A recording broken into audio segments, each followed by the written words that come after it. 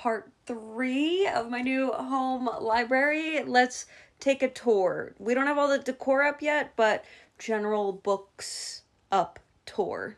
I guarantee you have seen this shelf before, but we have sports romance and then my favorites, some V.E. Schwab, Quicksilver, Vesuvius, and Alchemized, and then Empty Space for Dragons. And then I moved all of my Game of Thrones to the top. I'm using the bottom of this for storage, and then the second shelf is journaling stuff, cameras, my Pokemon collection. Next, this is kind of part of my Dark Academia collection. These are just a lot of my favorites, and I wanted an R.F. Kuang shelf, but I just don't have enough physical books of that. Next is my, not first editions, but original covers, I guess you could say, for Sarah J. Maas.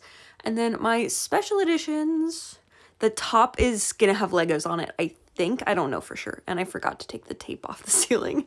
I actually did a lot of switching up over here in between clips, but the very top is all of my Star Wars Disneyland popcorn buckets. And then the left is mostly romance, so we have kind of dark-ish romance, I guess you could say, and then my Bride and Mate Owl crates are going on here to go with my Allie Hazelwood and my Elsie's and Lila Sage, and then some more romance, and then I just, you know.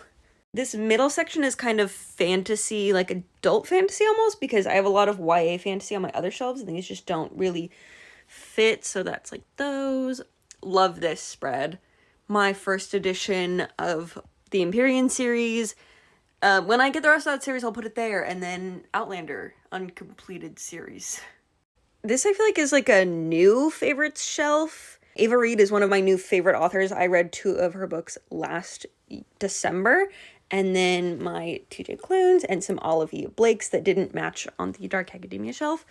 This shelf is super random, like Direbound, one of my top reads of last year.